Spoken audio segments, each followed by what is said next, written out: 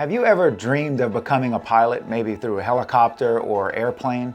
Well, the path may be more accessible than you actually realize. So whether you're looking to become a pilot as a career or potentially just as a hobby, here's a step-by-step guide on what you need to look into to get started on that path. The first step is to take a discovery flight. You can schedule a discovery flight with us at Aviation Academy of Louisiana, both in a helicopter or an airplane, and this gives you a hands-on opportunity to get into an aircraft with the flight instructor and see if it's actually a good fit for you.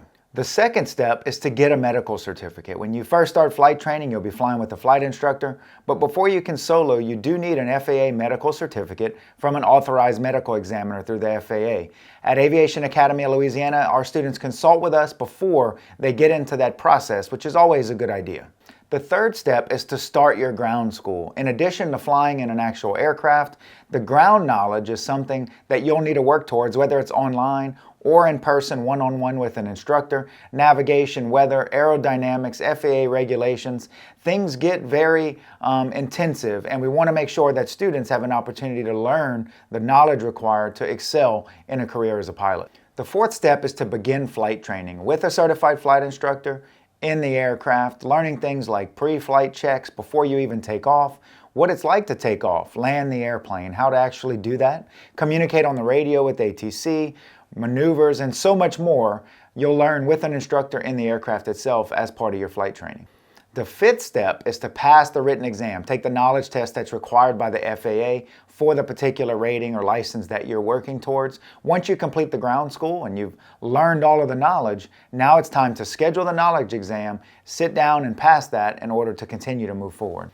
Number 6 is solo flight. This is a major milestone for all students as they begin flight training. Once you get through a series of maneuvers that are required by the FAA, your certified flight instructor will sign you off to fly the aircraft by yourself for the first time. And last but not least, the 7th step is to pass the check ride. Once you've completed all of the prerequisites, taken your written exam, got your student pilot certificate, you have a valid medical, you've done everything through the ground school and demonstrated to your your flight instructor that you know everything you need to know, you'll schedule a check ride with a designated pilot examiner, which is an examiner through the FAA, and you'll have an oral and a practical portion of that check ride. When you pass, you earn your private pilot certificate. And as a bonus, you can always keep going. A private pilot certificate is great for those that want to fly as a hobby, but if you want to continue your training to an instrument rating, commercial rating, maybe a multi-engine rating if you're flying airplanes, we have students come to us at Aviation Academy of Louisiana from all over the world, all over the country. So contact us today, regardless of where you are in that process. We'll see if we can't help guide you through the next steps.